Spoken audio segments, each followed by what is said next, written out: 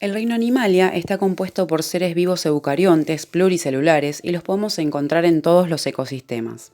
En este video vamos a comenzar analizando y mencionando algunas de las características generales que poseen en común todos los animales. En este reino, las células que constituyen todo ser vivo se organizan en tejidos, órganos, aparatos y sistemas. Es por ello que cada célula se agrupa para cumplir funciones específicas. Dentro de las características comunes que poseen los seres eucariontes pluricelulares se encuentra su nutrición, que es el proceso biológico por el cual los organismos asimilan los alimentos necesarios para el funcionamiento y mantenimiento y crecimiento de sus funciones vitales. Y su alimentación es heterótrofa, es decir, que toman alimento del medio que los rodea. Todos los animales son pluricelulares, es decir, compuestos por muchas células. A medida que crecen, van desarrollando mecanismos que le permitan movilizarse, inclusive aquellos animales que viven fijos a algún sustrato. En líneas generales, la reproducción es sexual en la mayoría de los phylum animales, es decir, se necesita de dos individuos que aporten información genética. Hay algunos casos de reproducción asexual donde se requiere solamente de un individuo para producir descendencia. Recordemos que la reproducción sexual está asociada a una mayor variabilidad genética que se traduce en una mayor capacidad de adaptación. Desde el punto de vista de la simetría, es decir, la existencia o no de un plano corporal en el cual podamos dividir al organismo en partes iguales, tenemos que mencionar que en principio no todos los animales son simétricos y que existen dos tipos principales de simetría, que son los radiales y los bilaterios. Si pensamos en aquellos animales asimétricos, los que no poseen simetría, tenemos que pensar en el filum de las esponjas. Si uno analiza una esponja, no encontramos en generalidad un plano que atraviese el animal y lo divide en dos partes iguales. No existe. Si pensamos en los animales radiales, como pueden ser los corales y las medusas, encontramos múltiples planos de simetría que tienen en común, que tienen como requisito atravesar al animal por el punto central. Si el plano pasa por el centro del animal, es un plano de simetría. Y en el caso de los bilaterios, solamente encontramos un único plano de simetría, que es el eje anteposterior, conocido como el plano mediano, que es el único que permite dividir al animal en dos partes iguales. Desde el punto de vista de la diversidad, encontramos grupos de animales, como lo son, por ejemplo, los poríferos, los gusanos planos, los gusanos redondos, los anélidos, donde, por ejemplo, encontramos a las lombrices, los moluscos, los artrópodos, que es el filum más diverso dentro del reino animal, los equinodermos, donde están las estrellas de mar, y el grupo de cordados, donde encontramos a los vertebrados. Ahora, esta diversidad dentro del reino animal podemos clasificarla y organizarla si seguimos determinados criterios. Obviamente que los criterios pueden variar y que no necesariamente todos tienen el mismo peso o la misma importancia. Pero el utilizar criterios nos permite discernir y clasificar en función de un sentido lógico de utilizar una característica que estamos analizando para comparar la divergencia evolutiva de los grupos. Si nos ponemos a analizar en función de la presencia o ausencia de distintas capas de tejidos en el embrión, podemos encontrarnos con dos grupos. Los diblásticos, que son organismos que poseen solamente dos capas germinativas, que son el endodermo y el ectodermo, y un grupo posterior a estos, que son los triblásticos, que poseen tres capas germinativas, que son el endodermo, el ectodermo y se les suma el mesodermo entre medio de estas dos. De estas capas van a ir apareciendo y originándose los distintos tejidos específicos y estructuras que componen al ser animal. Ahora, en aquellos organismos que son triblásticos, o sea que poseen las tres capas de tejido, puede o no aparecer lo que se conoce como cavidad interna, que es una cavidad general en el organismo y que recibe el nombre de celoma. Y en función de la presencia o ausencia de esta, podemos encontrar tres posibilidades. Aquellos animales que son acelomados, los que son pseudocelomados y los que son celomados. Para entenderlo un poco mejor, vamos a usar la siguiente imagen como referencia, en donde tomamos el color verde como endodermo, el rojo como mesodermo y el azul como ectodermo. En aquellos animales que son acelomados encontramos que el mesodermo es una estructura compacta y no hay ninguna cavidad. En el caso de los pseudocelomados existe una cavidad, pero que no es un celoma porque si nos seguimos guiando por los colores, esa cavidad roja no posee paredes que recubran lo que es el endodermo, que deriva más adelante en el tubo digestivo. Y recién en los celomados, aquellos animales que se consideran que poseen un verdadero celoma, encontramos que esta cavidad tiene paredes completas. Otra característica que podemos utilizar para clasificar es la posición que ocupan el ano y la boca. Para poder entender esto tenemos que partir desde el desarrollo del embrión. El embrión cuando se está formando se pliega sobre sí mismo para generar una cavidad interna. Si el orificio por el cual se invaginó y comienza el desarrollo de esta cavidad da origen más adelante a la boca, hablamos de prostotomados, como por ejemplo una hormiga que forma parte del filum Arthropodos. En cambio, si en ese lugar donde se inició la invaginación para dar origen a la cavidad digestiva posteriormente se desarrolla el ano, estamos hablando del grupo de deuterostomados, como los vertebrados o como los equinodermos. Finalmente, visto las ideas generales respecto a la diversidad de las características que encontramos en el reino animal, vamos a proceder a desarrollar cada filum para poder comprender un poco más amplio lo que es el reino Animalia.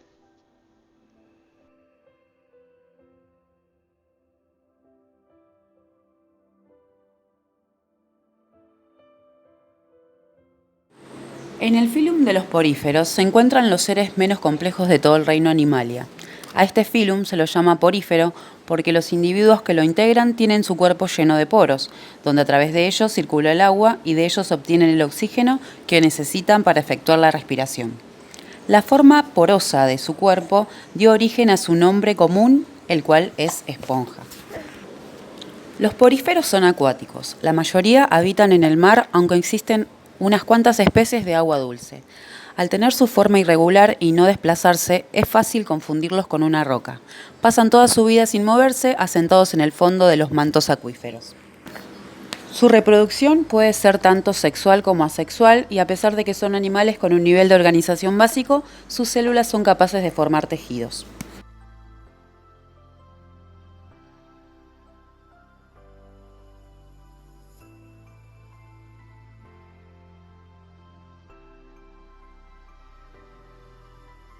Los celenterados, al igual que las esponjas, son animales primordialmente marinos. Algunas especies de este filum se caracterizan porque forman colonias, tal es el caso de los corales, cuyas colonias son de suma importancia para el entorno marino. Las colonias de corales con su fascinante arquitectura constituyen el centro alrededor del cual se levantan complejos ecosistemas. No todos los celenterados forman colonias. Las medusas, por ejemplo, viven la mayor parte del tiempo en soledad, aisladas de sus semejantes. Las anémonas también rechazan a sus compañeros de especie, sin embargo, llegan a constituir un refugio para otros animales. Los celenterados se reproducen de forma sexual y asexual. Sus células, como las de las esponjas, se organizan para formar tejidos. Entre los pocos miembros de este filum que no habitan en los mares se encuentran las hidras de agua dulce.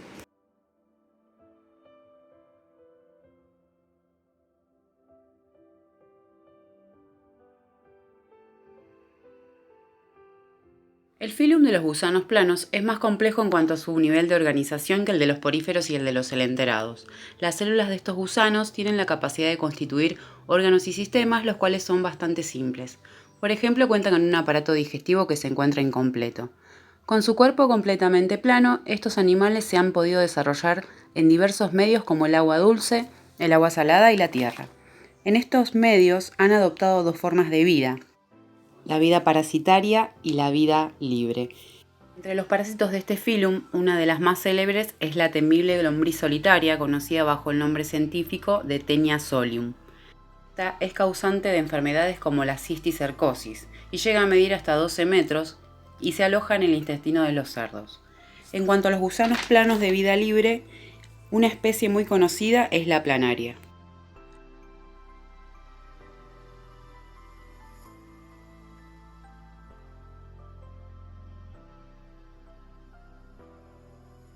En cuanto a los gusanos redondos, estos cuentan bien con aparatos y sistemas.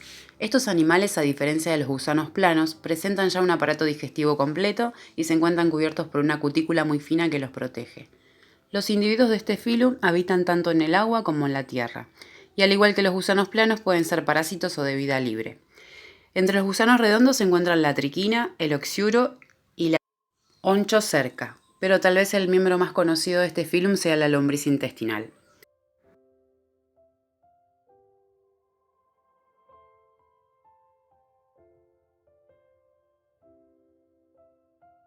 Luego se encuentran los anélidos o gusanos anillados. El nombre de este filum se debe a la forma de estos gusanos, porque su alargado cuerpo se encuentra integrado por anillos. Los anélidos se desplazan realizando movimientos ondulatorios y es gracias a unas cerdas que funcionan como órganos de locomoción. Los anélidos viven en el mar, en el agua dulce y en la tierra, y les es indispensable establecerse en un medio con gran humedad, ya que como respiran a través de la piel, necesitan mantener sus poros permanentemente húmedos. Los más conocidos son la lombriz de tierra y las sanguijuelas. A diferencia de otros gusanos, los miembros de este filum solo adoptan la forma de vida libre, es decir, no son parásitos.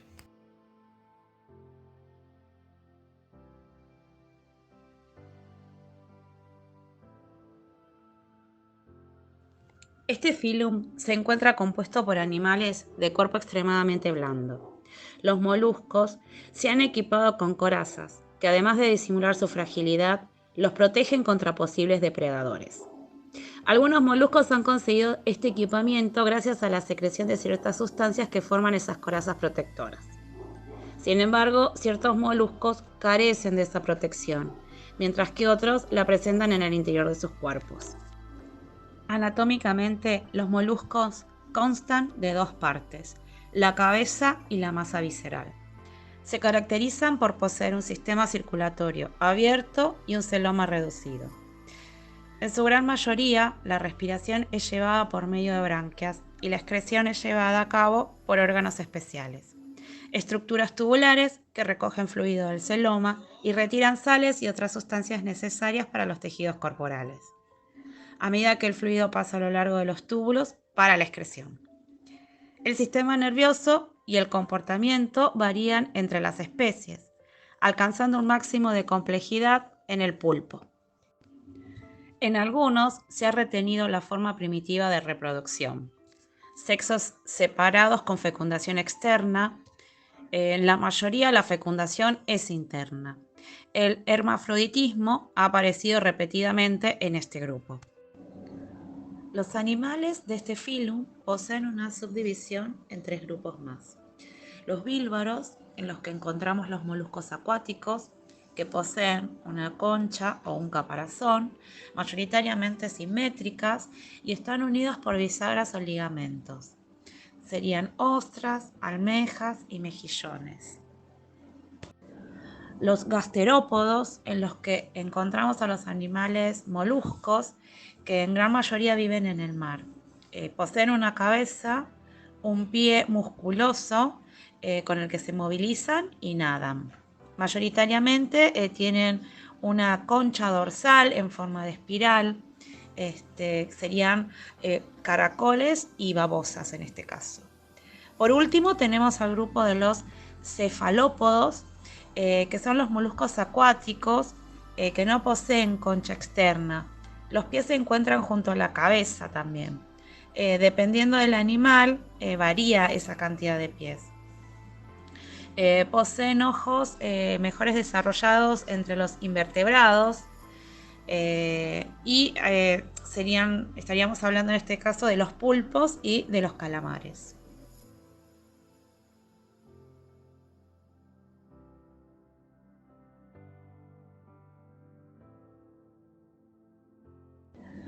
Este filum se distingue porque constituye el filum animal más grande y sus miembros se han extendido prácticamente por todos los medios del planeta. Este filum se divide en 4 grupos: los arácnidos, los insectos, los crustáceos y los miriápodos. Todos ellos tienen ciertos rasgos en común. Cuentan con patas articuladas y con un exoesqueleto o esqueleto externo formado por la sustancia quitina. Los artrópodos se caracterizan por tener un sistema circulatorio abierto y un sistema nervioso que consiste en una serie de ganglios, un par de segmentos que están interconectados por un cordón nervioso ventral doble. La respiración se realiza por medio de un sistema de tubos internos, llamado tráqueas, que se encuentran casi exclusivamente entre los artrópodos terrestres. Los desechos, en forma de ácido úrico o guanina, son excretados junto a las heces a través del ano. En los artrópodos, el cuerpo se divide en 3 partes: la cabeza, el tórax y el abdomen. Dependiendo del grupo de artrópodo, estas 3 partes se pueden encontrar fusionadas o no en una sola estructura. Desarrollando cada grupo, comenzamos hablando de los insectos, donde estas 3 partes se encuentran no fusionadas. La gran mayoría posee 2 pares de alas que les da protección y les permite ser los únicos invertebrados capaces de volar. Aquí vamos a encontrar a las moscas, a los jejenes, a los mosquitos, las polillas, las mariposas, las hormigas, las avispas, abejas, entre otros. En el grupo de los arácnidos nos encontramos con animales que son casi todos terrestres. Tienen 4 pares de patas locomotoras, respiran por medio de tráqueas o pulmones laminares y su cuerpo está dividido en 2 partes. En el cefalotórax, que es la unión de la cabeza y el tórax, y el abdomen. Acá estamos hablando de las arañas, de los ácaros, de las garrapatas y los escorpiones. En el grupo de los crustáceos son casi todos acuáticos, excepto algunos como los bichos bolitas o las cochinillas de tierra, que están adaptados a vivir en ambientes húmedos y terrestres. Tienen patas en el abdomen, al igual que en el tórax, y poseen 2 pares de antenas. Muchos poseen caparazones y los sexos están habitualmente separados. Estaríamos hablando de los cangrejos, los langostinos, las langostas, camarones, centollas, pulgas de agua. Por último, mencionamos el grupo artrópodo de los miriápodos, los cuales viven preferentemente en los lugares húmedos, debajo de los troncos, rocas o sótanos. Todos son carnívoros y se alimentan de cucarachas y otros insectos. Tienen cabeza y tronco largo, formado por muchos segmentos. Tienen antenas y mandíbulas. Aquí encontramos el ejemplo de los 100 pies y los 1000 pies.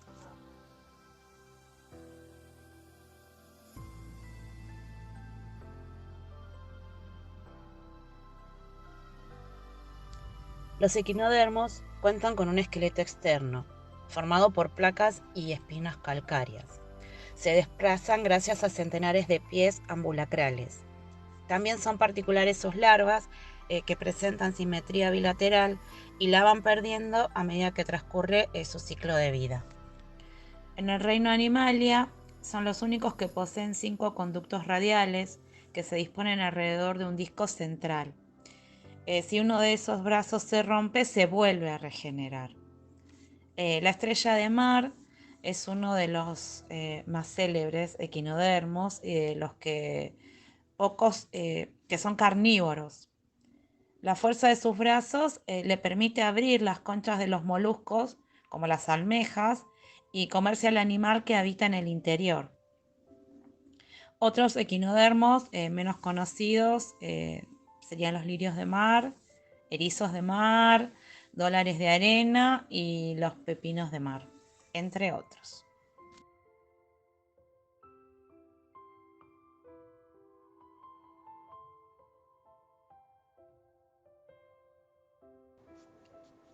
En el filón de los cordados encontramos a todos aquellos animales caracterizados por la presencia de una cuerda dorsal o notocorda, un tubo neural, hendiduras branquiales y cola. Hace años atrás se dividía el grupo Chordata en dos clasificaciones, vertebrados e invertebrados, tomando como criterio de clasificación la presencia del eje vertebral. Sin embargo, debido a que no todos los invertebrados tienen un antecesor común, este tipo de clasificación dejó de usarse y es por ello que desarrollamos anteriormente las explicaciones de los distintos filus que existen para poder integrar a los invertebrados con características en común en ciertos grupos. Retomando el tema del filum Chordata, acá vamos a encontrar el filum de los vertebrados, los cuales se caracterizan por poseer tres capas germinales embrionarias, que bueno, ya las mencionamos anteriormente, que eran el ectodermo, el mesodermo y el endodermo, un cuerpo con simetría bilateral y un celoma bien desarrollado. La mayoría de los animales vertebrados presentan una columna vertebral, aunque bueno, también encontramos algunas excepciones en las formas más primitivas. La columna vertebral es generalmente ósea y se desarrolla alrededor de la notocorda, y también poseen una clasificación en diferentes grupos taxonómicos, los cuales vamos a desarrollar. En el grupo de los peces encontramos a los animales que no son tetrápodos, o sea que no poseen cuatro extremidades, poseen un esqueleto cartilaginoso y óseo y la piel es libre, desnuda o con escamas. Son poiquilotermos, es decir que no regulan la temperatura corporal, y el sistema circulatorio se caracteriza por la presencia de un corazón con cuatro cámaras comunicadas una con otras en hileras o en secuencia lineal.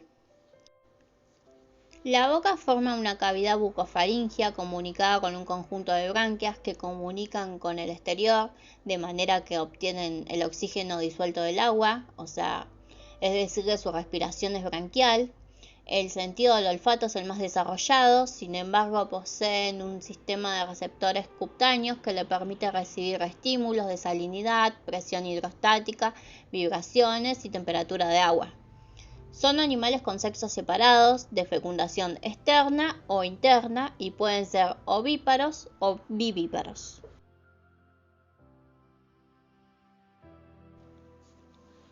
En el grupo de los anfibios nos encontramos con animales poiquilotermos, que no pueden mantener su temperatura corporal constante, sino que cambian con las variaciones del medio externo en el cual se encuentran.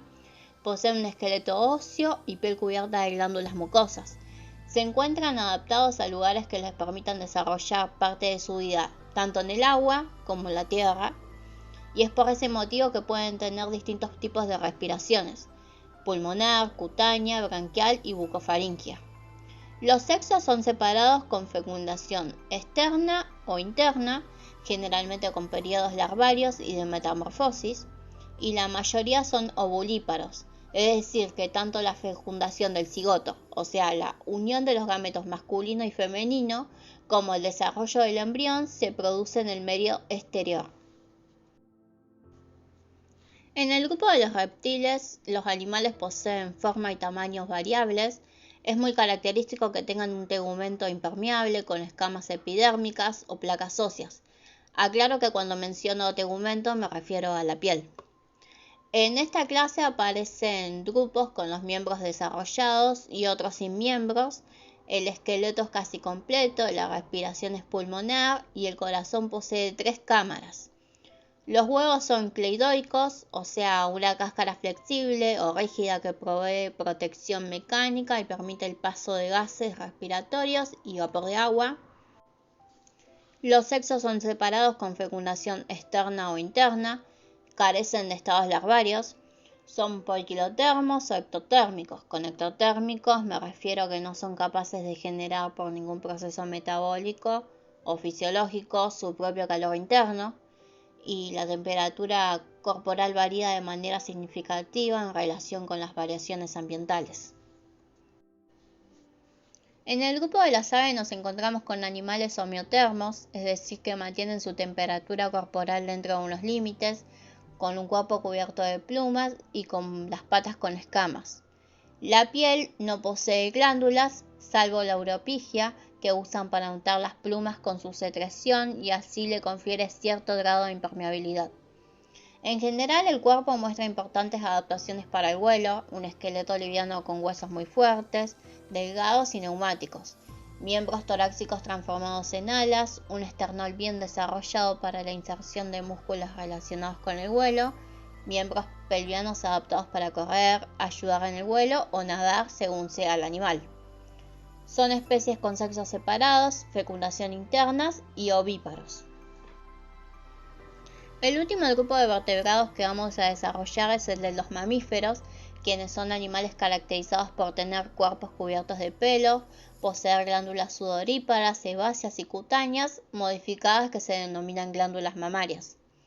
Son homeotermos y su respiración es pulmonar, con un diafragma completo que separa la cavidad torácica del abdominal. Todos los mamíferos poseen 7 vértebras cervicales y su corazón está dividido en 4 cámaras. Los mamíferos poseen sexos separados y su fecundación es interna. Además, el embrión se desarrolla dentro de la madre y está ligado a ella mediante la placenta. Salvo en el caso de los marsupiales, la gestación es bastante prolongada. Ocupan casi todos los lugares de la Tierra, colonizando el mar, por ejemplo las ballenas y los delfines, el aire, los murciélagos, el agua dulce, los ornitorrincos y los castores, y la tierra.